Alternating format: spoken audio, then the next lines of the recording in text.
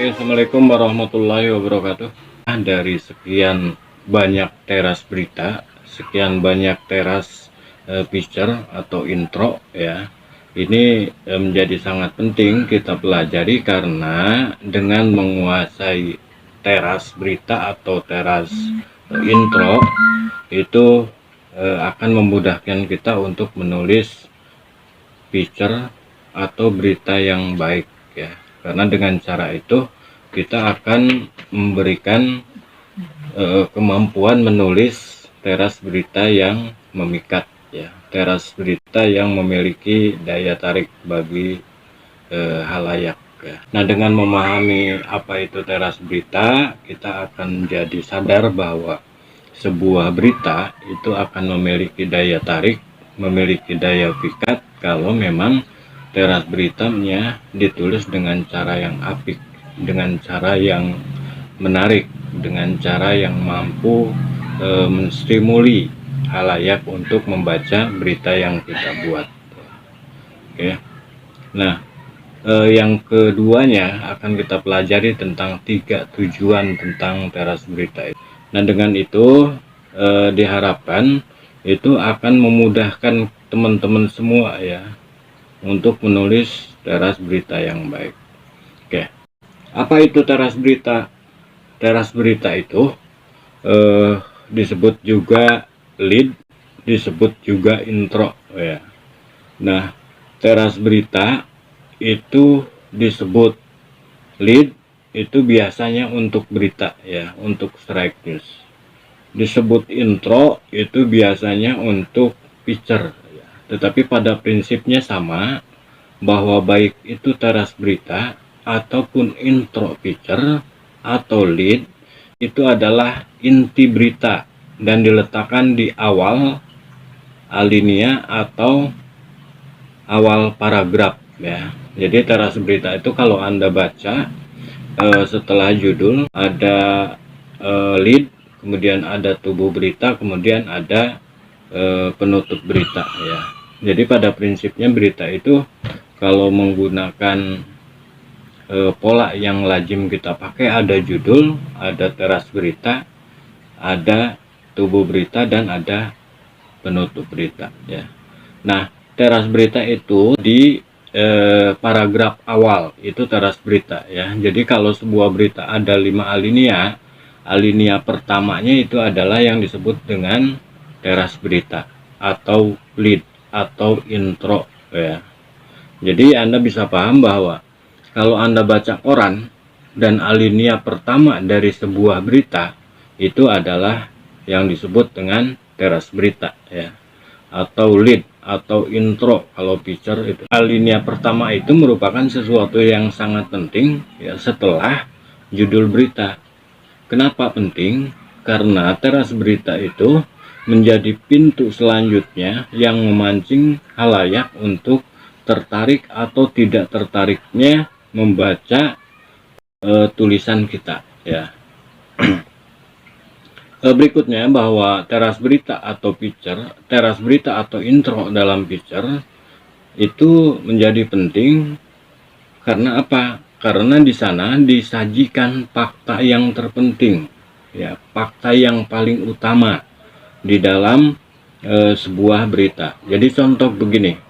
Jadi apapun sebuah peristiwanya dan Anda menemukan yang paling penting untuk dipublikasikan, maka itu yang harus Anda dahulukan di dalam teras berita.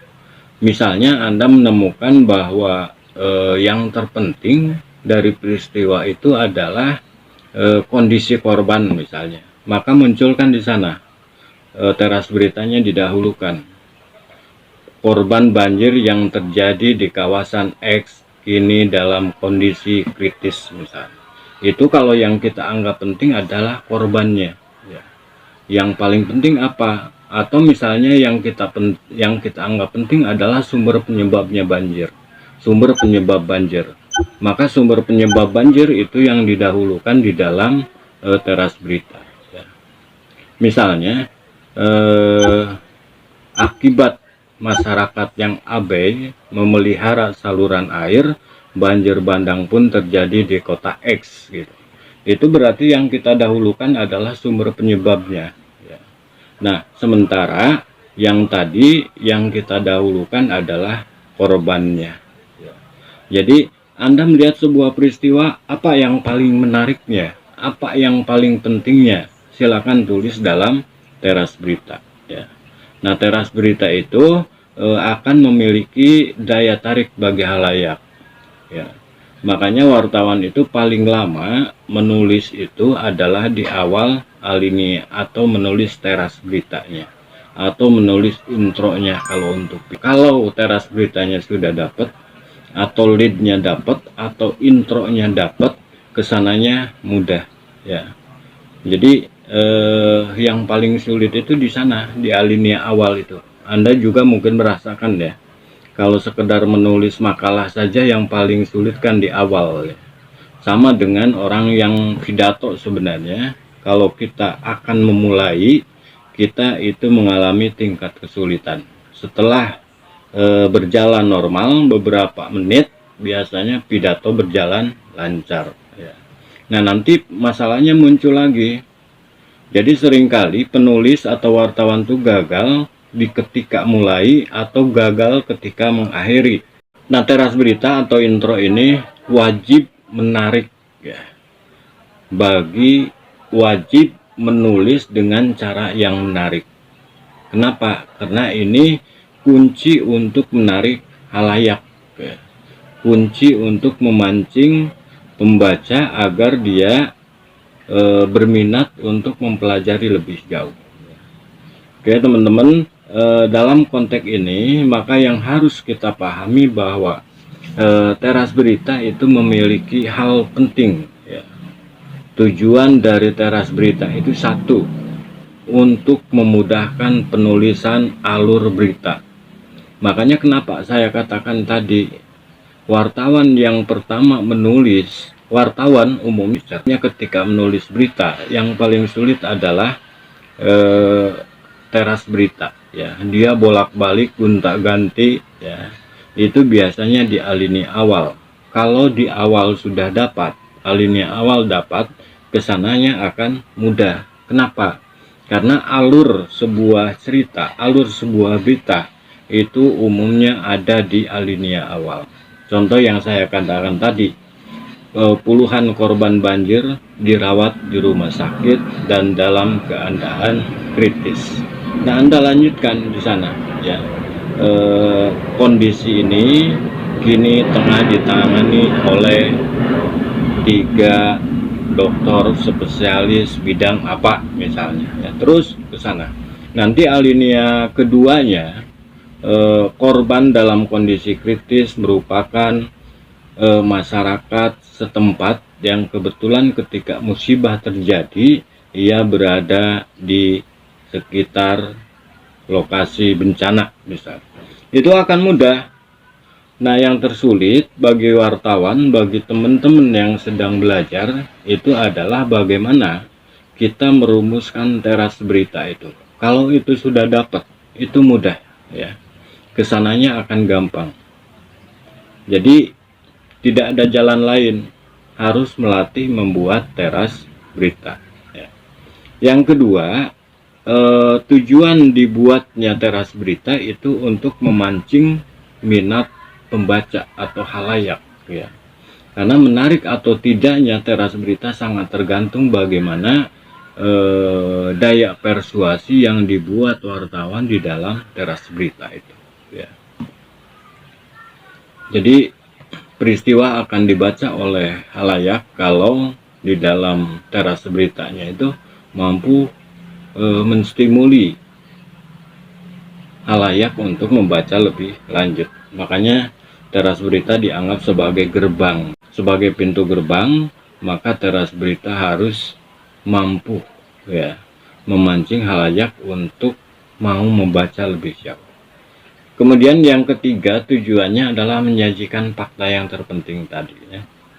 Jadi apa sih yang terpenting dari sebuah peristiwa itu yang utamakan, ya. Misalnya seorang mahasiswa mendapat penghargaan sebagai penulis cerpen tingkat internasional apa yang mau diangkatnya. Misalnya tentang penghargaan yang dia terimanya, atau tentang proses tahunan sehingga dia mampu menjadi sukses seperti sekarang, atau tentang gebiar penghargaan itu yang sangat luar biasa, atau apa itu. Anda cari yang paling menariknya apa. Misalnya ternyata yang penariknya itu adalah pemberian penghargaan internasional di sebuah tempat. Anda bisa menunjukkan ke sana penghargaan internasional yang diberikan kepada X, diberikan dengan cara yang unik misalnya, ya. Kalau itu penting dikatakan unik karena bla bla dan sebagainya. Nah, pada prinsipnya bagaimana fakta terpenting itu didahulukan, baru nanti kita akan berbicara tentang 5W1H-nya untuk berita, ya. Mungkin kita cukupkan saja, mudah-mudahan bisa dipahami dengan baik, ya.